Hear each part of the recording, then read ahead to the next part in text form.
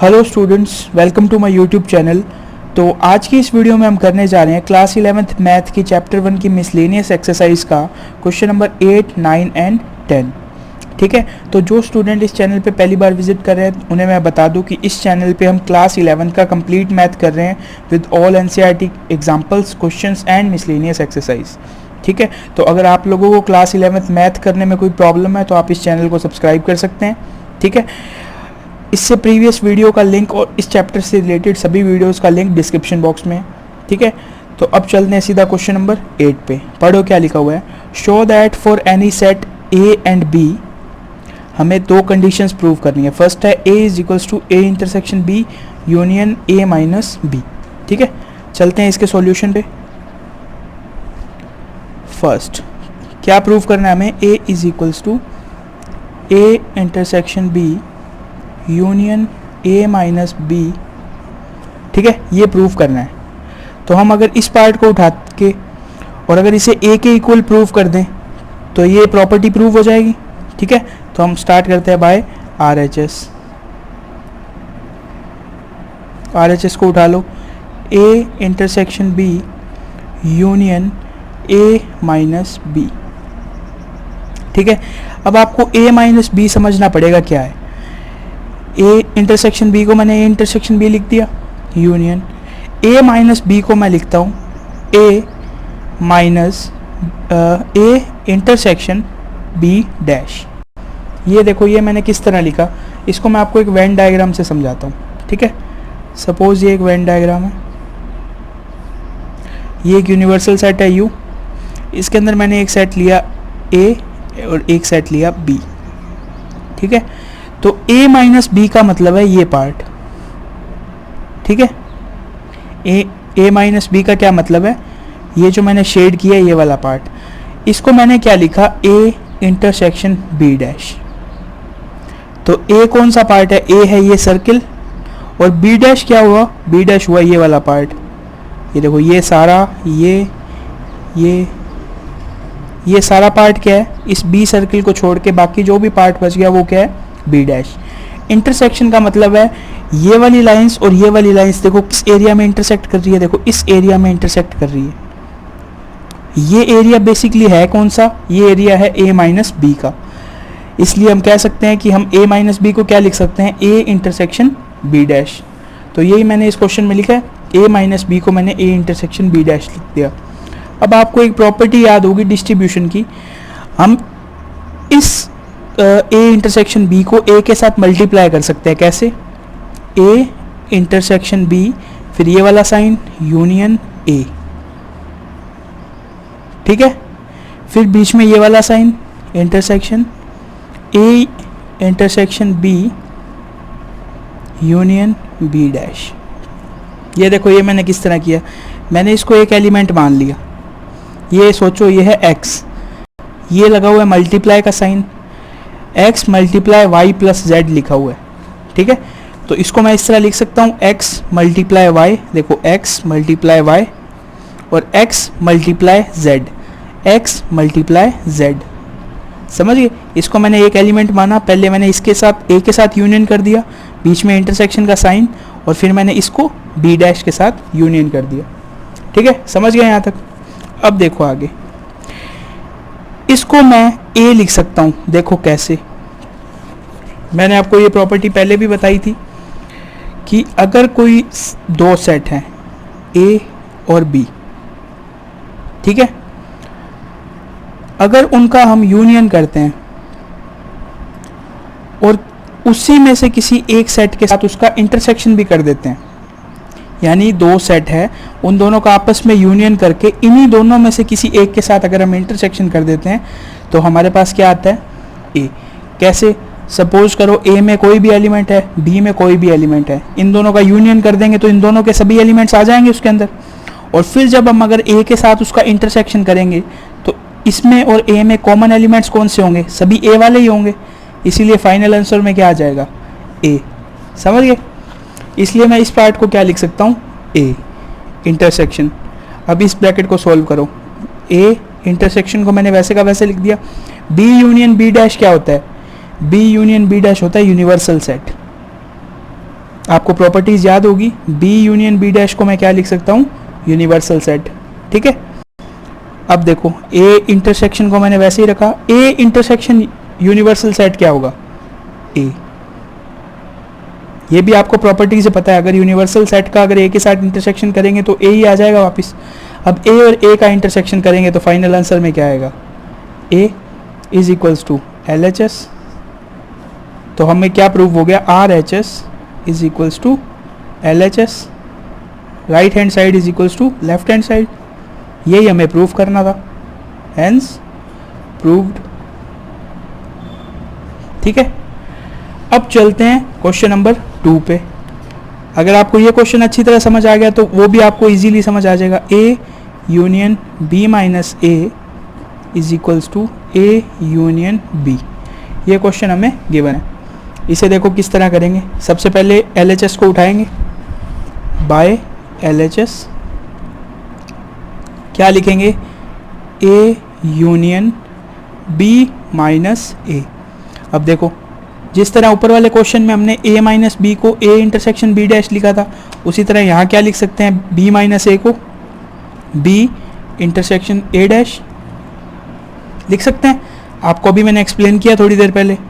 अब देखो इसमें हम डिस्ट्रीब्यूशन लॉ लगाएंगे, a को b के साथ यूनियन कर देंगे, a यूनियन b, और फिर इस a का a डैश के साथ कर देंगे यूनियन, और बीच में साइन क्या आ जाएगा, इंटरसेक्शन का, a यूनियन a डैश। समझ गए, ए यूनियन बी को हम ए यूनियन बी रहने देते हैं, इंटरसेक्शन। ये बताओ क्या बन गया, ए यूनियन ए डैश क्या होता है, यूनिवर्सल सेट। अब देखो ए यूनियन बी का अगर आप यूनिवर्सल सेट के साथ इंटरसेक्शन करोगे तो क्या आएगा, ए यूनियन बी फिर से आ जाएगा। क्यों आएगा, देखो अगर आप किसी भी सेट का आप अगर इंटरसेक्शन यूनिवर्सल सेट के साथ करते हो तो वही सेट आंसर में फिर से आ जाता है। इस A की जगह मैंने अगर A यूनियन B रख दिया, उसका मैंने अगर U के साथ इंटरसेक्शन किया तो क्या आ जाएगा, A यूनियन B फिर से आ जाएगा, क्योंकि A और यूनिवर्सल सेट में कॉमन एलिमेंट्स क्या है, वही हैं जो A में है। समझ गए, तो इसीलिए मैंने इसको क्या लिख दिया, A union B intersection universal set को मैंने क्या लिख दिया, A union B is equals to R H S. यही हमें प्रूफ करना था। ठीक है, इजी क्वेश्चन है। ये क्वेश्चन आपको अच्छी तरह याद हो, इसके लिए आपको सेट्स की सभी प्रॉपर्टीज याद होनी चाहिए। ठीक है, अब चलते हैं क्वेश्चन नंबर 9 पे। तो अब देखो क्वेश्चन नंबर 9। क्वेश्चन नंबर 9 में हमें क्या दिया हुआ है, using the properties of set show that A union A intersection B is equals to A and A intersection A union B is equals to A. ठीक है, तो इसका सॉल्यूशन देखो किस तरह करेंगे। Question number 1, A union A intersection B is equals to A। ठीक है, अब देखो मैं सबसे पहले इसका लेफ्ट साइड उठाता हूँ बाय LHS, यानी left hand side. Left hand side को उठाया, मैंने क्या लिखा, A union A intersection B। ठीक है, अब देखो मैंने इसमें डिस्ट्रीब्यूशन लॉ लगा दिया। डिस्ट्रीब्यूशन लॉ क्या कहता है, अगर A यूनियन में है A इंटरसेक्शन B के साथ, तो आप इसे इस तरह लिख सकते हो, A union A intersection A union B। ठीक है, अब देखो दो सेट का यूनियन है और दोनों सेट सेम है, तो इसके आंसर में भी क्या आ जाएगा, A ही आ जाएगा, यानी A union A is equals to A intersection A union B। ठीक है, A intersection A union B का मैंने आपको क्या बताया था, अगर दो सेट्स का यूनियन करते हैं और उनका उन्हीं दोनों में से किसी एक के साथ इंटरसेक्शन कर देते हैं तो आंसर में क्या आता है, A। यही हमें क्या प्रूव करना था, इसमें प्रूव करना था, तो क्या लिख देंगे, हेंस प्रूव्ड। इसको हम प्रूव एग्जांपल से भी कर सकते थे, लेकिन इसमें क्वेश्चन में दिया हुआ है हमें क्या यूज करना है, सेट की प्रॉपर्टीज का यूज करना है। ठीक है, अब देखो second, A intersection A union B is equals to A। ठीक है, इसमें भी LHS उठाते हैं, बाय LHS क्या करेंगे, A intersection A union B। ये तो देखो बिल्कुल सिंपल ही है, अगर दो सेट्स का यूनियन है और उन्हीं दोनों में से किसी एक के साथ इंटरसेक्शन है तो क्या आ जाएगा, आंसर में ए इज इक्वल्स टू RHS। इस क्वेश्चन का बस यही प्रूव है, समझ गए। सेकंड क्वेश्चन तो एक तरह की प्रॉपर्टी है, हमें प्रॉपर्टी गिवन है तो उसका प्रूफ बिल्कुल सिंपल है। A intersection A union B क्या होता है, ए होता है। और अगर ये प्रूफ करना आ जाए कि A union A intersection B A कैसे होता है, तो उसमें सबसे पहले हम डिस्ट्रीब्यूशन लॉ लगा देंगे, फिर A union B is equals to A intersection A union B. इसको हम क्या लिख सकते हैं, अगर दो सेट का यूनियन है और उन्हीं दोनों में से किसी एक सेट के साथ इंटरसेक्शन है, तो फाइनल आंसर में क्या आता है, फाइनल आंसर में ए ही आता है, समझ गए। अब चलते हैं क्वेश्चन नंबर 10 पे। क्वेश्चन नंबर 10 में देखो क्या दिया हुआ है, show that A intersection B is equals to A intersection C need not imply B is equals to C. तो इसके अंदर कोई रिस्ट्रिक्शन नहीं है, इसलिए इस क्वेश्चन को हम एग्जाम्पल से प्रूव कर सकते हैं। एग्जाम्पल देखो किस तरह लेंगे। सबसे पहले हमें लेना है कोई सेट ए। सेट ए को आप कुछ भी ले सकते हो, मैंने ले लिया 1,2। फिर लेना है एक सेट बी। सेट बी मैंने ले लिया 2, 3 एंड 4। आप कुछ भी ले सकते हो, लेकिन इन दोनों का कुछ ना कुछ इंटरसेक्शन आना चाहिए, इंटरसेक्शन फाई नहीं होना चाहिए। तो सबसे पहले फाइंड करो ए इंटरसेक्शन बी क्या आएगा इनका, ए इंटरसेक्शन बी आ गया 2, ठीक है। अभी हमें एक सी सेट लेना है, ठीक है। सी सेट हमें इस तरह लेना है कि ए इंटरसेक्शन सी क्या आए 2,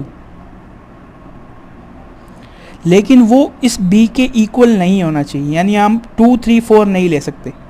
तो हम क्या लेंगे, अगर हम इसमें ये ले लें 2, 5, तो देखो ए एंड सी का इंटरसेक्शन कितना आ रहा है, ए एंड सी का इंटरसेक्शन क्या आ रहा है 2, लेकिन ए बी एंड सी क्या है, इक्वल नहीं है। तो हम क्या लिख सकते हैं, here B is not equals to C. इसका क्या मतलब हो गया, so it is not necessary that if A intersection B is equals to A intersection C imply B is equals to C, कि अगर हमें A intersection B is equals to A intersection C given है, तो इसका मतलब ये नहीं है कि हमेशा B is equals to C होगा। B is equals to C हो भी सकता है और नहीं भी हो सकता। तो हमें इस क्वेश्चन में ये प्रूफ करना था कि वो नहीं हो सकता, समझ गए। अगर सपोज मैं यहाँ पे एग्जांपल ले लेता 2, 3, 4, अगर मैं बी और सी को इक्वल ले लेता तब भी देखो ए इंटरसेक्शन सी सेम ही आता, ठीक है। तो इसने यही क्वेश्चन पूछा था that it is not necessary that A intersection B is equals to A intersection C means B is equals to C होगा, ठीक है। तो ये हमने प्रूव कर दिया कि ये नेसेसरी नहीं है, बी इज इक्वल्स टू सी हो भी सकता है और नहीं भी हो सकता, ठीक है। तो आज की वीडियो में बस इतना ही। इससे नेक्स्ट वीडियो में करेंगे इससे आगे के एग्जाम्पल। अगर आपको कोई भी क्वेश्चन हो या कोई भी डाउट हो तो आप उसे कमेंट सेक्शन में पूछ सकते हैं। और आज की वीडियो में बस इतना ही। Thanks for watching.